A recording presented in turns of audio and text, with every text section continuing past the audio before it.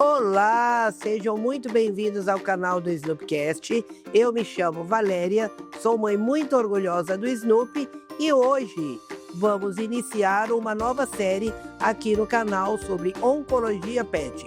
E nesse primeiro episódio vamos falar sobre câncer de mama em pets, como identificar e prevenir.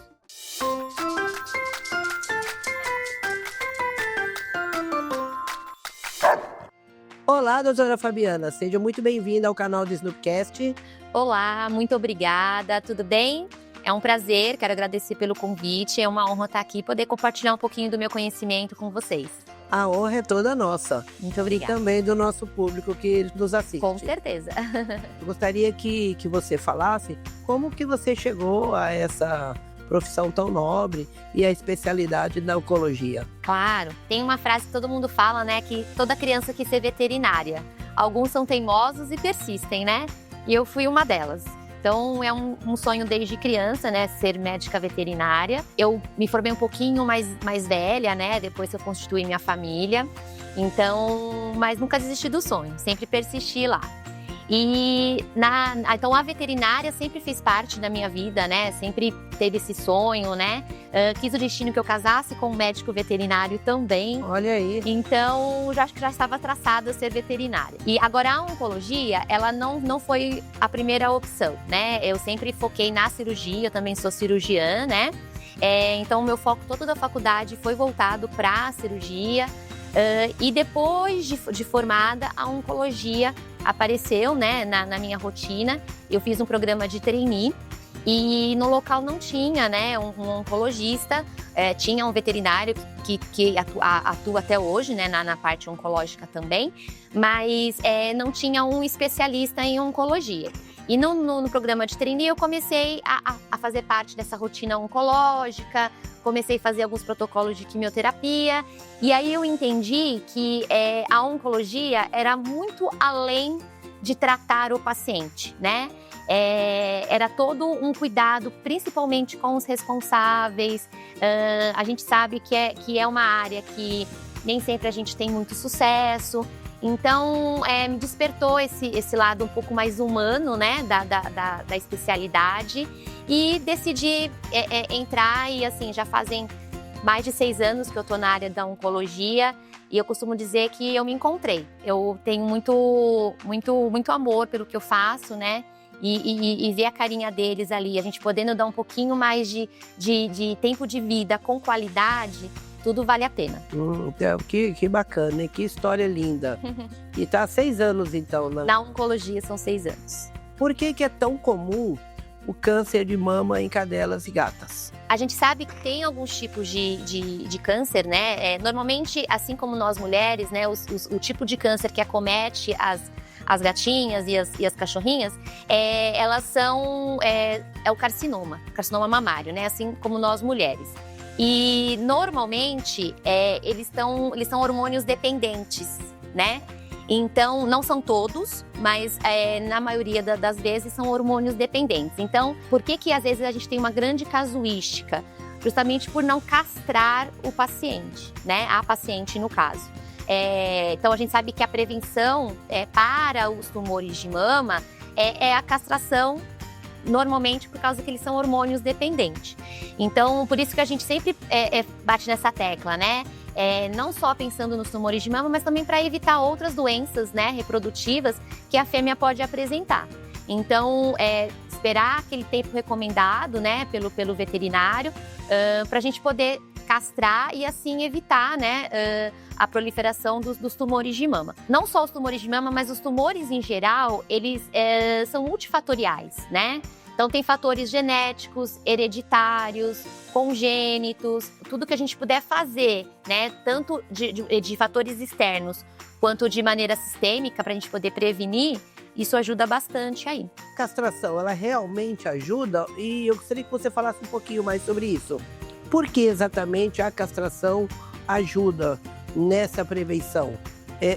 Você falou sobre essa questão do hormônio dependente. O que seria exatamente esse hormônio dependente? O carcinoma mamário, em alguns tipos, ele expressa o estrogênio, que é um hormônio reprodutivo, né? E então, se a fêmea ela tem a predisposição e ela não é castrada, toda vez que ela entra no cio, ela libera, né? Tem essa liberação do hormônio e acaba estimulando, né, os receptores ali de estrógeno. Então, se ela tem a predisposição e não é castrada, entra no cio, estimula e aí acaba tendo essa predisposição maior em ter o tumor de mama, né?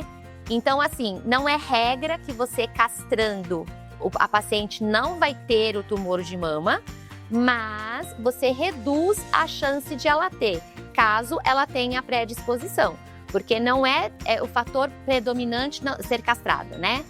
Porque se fosse assim, teria só os tipos de câncer que depende de hormônio. Não, são fatores genéticos, hereditários, como eu disse, mas no caso do câncer de mama, a maioria deles, não são todos, eles expressam marcadores reprodutivos, né, hormonais, que aí você não sendo, a paciente não sendo castrada, acaba favorecendo aí o desenvolvimento. Por isso que, como a gente não tem um exame para a gente saber se a fêmea tem a predisposição, se não tem, então, de maneira preventiva, a gente acaba indicando a castração. Sempre após o primeiro cio. Por que depois do primeiro cio? Eu já ouvi falar sobre isso. Porque assim, ó, falava antes do primeiro cio, né? Ai, não deixa nem entrar no cio porque vai prevenir o tumor de mama, né? Porém, a gente foi vendo também que existem outras alterações, como por exemplo a incontinência urinária, que a fêmea pode desenvolver ao longo da vida se ela for castrada de maneira precoce. Por quê? Porque ali também tem a parte hormonal envolvida. Então, existem vários estudos, né, mostrando que a fêmea, depois que ela entra no primeiro cio, ela diminui a chance, né, de ter essa possível incontinência urinária. Então, o que eu costumo dizer é assim, né, mais ou menos em números para vocês entenderem, antes se falava que se você castrasse antes do primeiro cio, você reduzia em 95% a chance da fêmea ter o tumor de mama, desde que ela tenha predisposição. Sim. Se você castrar depois do primeiro cio, você cai para 90%, mais ou menos, né? Porém, se você castrar a fêmea antes do primeiro cio, a chance de ela ter uma incontinência urinária é em torno de 15% a 20%. Então, se você fizer essa relação, então, a partir daí, a gente viu o quê? Então, vamos esperar o primeiro cio para tentar evitar que ela tenha uma incontinência urinária ao longo da vida e depois a gente programa a castração pensando na prevenção dos tumores de mama. Em relação a procurar a doutora, procurar o especialista, quando que é essa hora de procurar? O que o tutor observa e fala, olha, preciso procurar. Além, lógico, da própria castração. Quando que a pessoa fala, não, eu preciso procurar o especialista? Tá. Na realidade, o importante independente de ser com especialista ou não, é sempre fazer exames de check-up, de preferência depois de uma certa idade, depois dos 5 anos, aí até mesmo a cada 6 meses, né?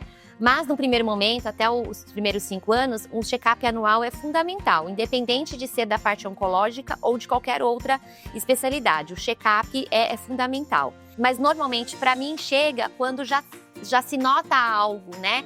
Ou na palpação, ou de repente, numa mudança de comportamento, vai no colega clínico nota e acaba encaminhando para mim. Então, não existe um momento certo, né?